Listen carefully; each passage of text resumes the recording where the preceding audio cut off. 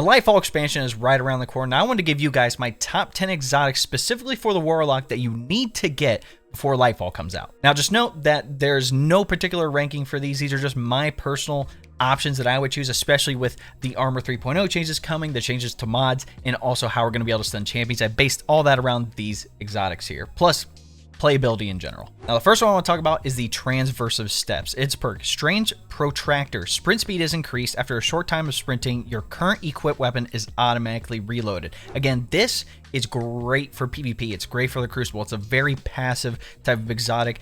I mean, being able to move faster is always a great thing. And then after you sprint for a short time, any weapon is automatically reloaded. Again, if you're going to be sprinting anyway, and you're out of a gunfight, again, you can have your hand cannon, your shotgun, whatever you have, reloaded automatically. Again, this thing helps tremendously in the Crucible. I always find myself in a situation where I'm like, oh crap, I just ran out of ammo. I can sprint away, have it auto reload, turn back. By that time, like, recovery kicks in, I have my health back, and I can re-engage into that engagement. So Transversive Steps, top tier exotic to grab. The next exotic is going to be the Ophidian Aspect. Its perk, Cobra Totemic. Weapons ready and reload very quickly, melee range is extended, and provides a small benefit to the airborne effectiveness stat of all weapons. Again, this is mostly going to be a PvP exotic, but again, you get massive benefits here, especially passively. Pretty much every single weapon has, you know, a mini version of what would be quick draw. They reload faster, so you don't need any type of reload mods on your gauntlets here, or you know, how armor changes are going to happen in the future. Having an extended melee range is great, considering Warlock is the one that doesn't have an extended melee range versus Titan and Hunter. You got to keep that in mind. And also having that benefit to airborne effectiveness is always going to be great, considering, you know, we have AE. I personally hate it, but again, it is one of those things where this exotic will help out with that. Plus, there's just too many benefits with this thing when it comes to PvP. The next exotic is going to be the Contraverse Hold. Again, this is going to be mainly focused around the Void subclass and getting your grenade back very quickly. So its perk, Chaotic Exchanger. Resist incoming damage while you're charging your Void Grenade. That's one. And then charge Void Grenades, return grenade energy on hit. So it doesn't have to be on kill, on hit. I have done like 2 or 3 builds here on the channel focused around Contraverse Hold and proccing volatile rounds.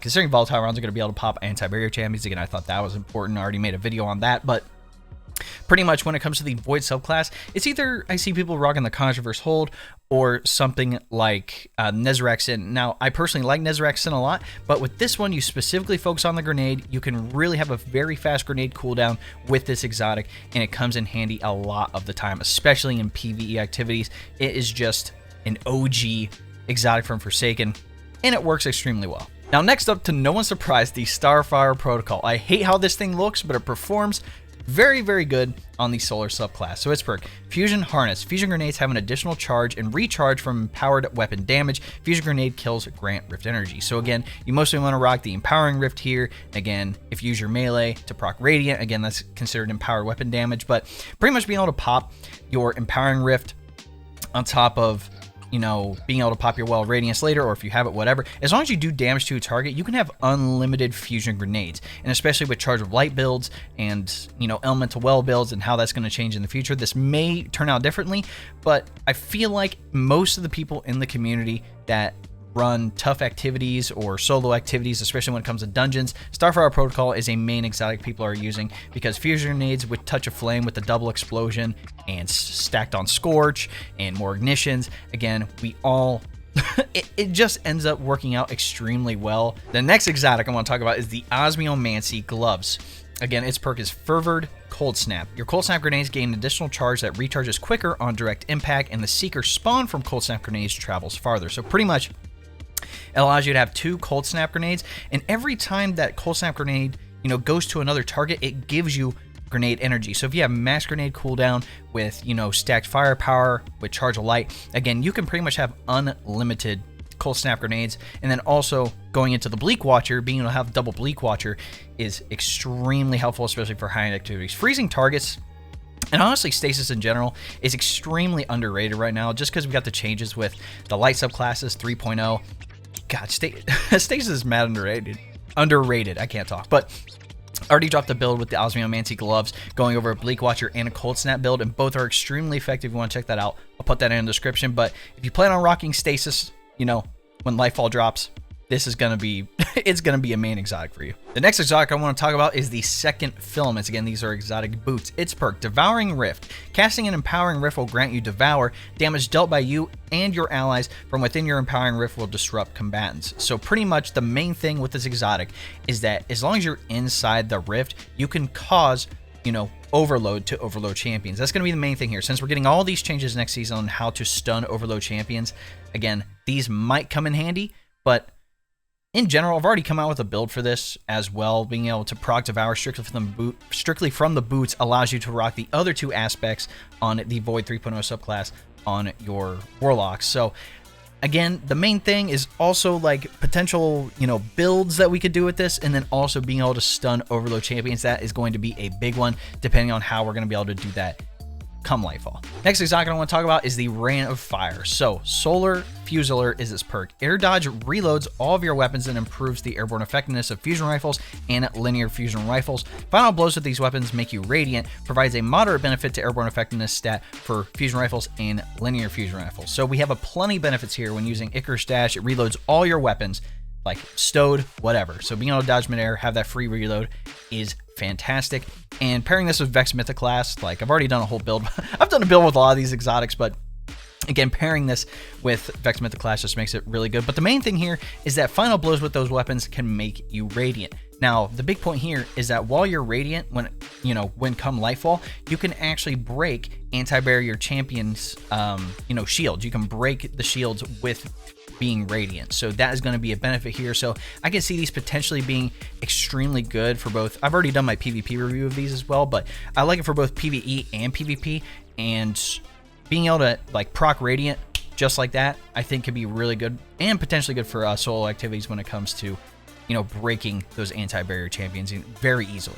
All right, the next exotic I want to talk about is the Lunafaction Boots. As we all know, its perk, Alchemical Etchings. Your rifts gain the additional ability to increase weapon reloads. Empowering Rift makes the weapon effectiveness over longer ranges. The main thing with this is that you get extremely fast reload, which is great, especially when you're doing high-end activities, especially with 6 players. Being able to have fast reload will increase DPS and everything else under the frickin' sun with...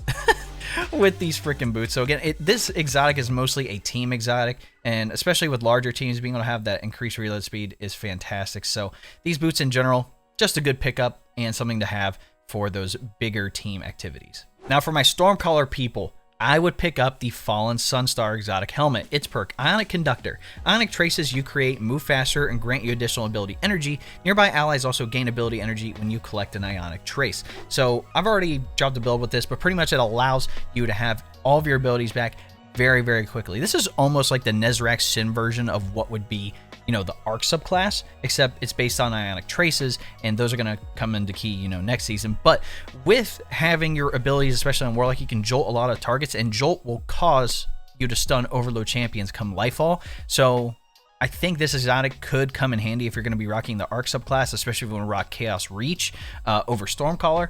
I know a lot of people will probably be like, oh, why don't you do Crown of Tempest? Now, Crown of Tempest is great, honestly, but the issue is that I find that I could get my abilities faster if I can, you know, create a build around this versus just the Crown of Tempest. Plus, with Crown of Tempest, you can only use Stormcaller versus using Chaos Reach, so you got to keep that in mind. Now, the last exotic that I would pick up is the Aeon Soul Gauntlets. Now, there's a reason for this. Pretty much, you have 3 options when it comes to this exotic. So you have Secta Force. So first up, rapid precision hits with this weapon temporarily increase your reload speed and weapon swap. And then when you stun a champion or defeat a boss or mini boss, your nearby fire team members will gain a burst of grenade and melee energy, and anyone else that's wearing, the Aeon gauntlets on your team that are not rocking Secta Force will also gain a burst of super energy. So there are benefits. There is, synergy with other people using these gauntlets, so you got to keep that in mind. The second one, Sect of Insight. Successive precision weapon takedowns have a chance to drop an orb of power for your allies. And when you use a finisher on an elite, this one's important, you generate special ammo for your team. And when you use a finisher on a boss or a mini boss, again, those yellow bar bosses that you can actually finish, it generates heavy ammo, which, as we know, is something that we'd love to see in raids, obviously, especially King's Fall.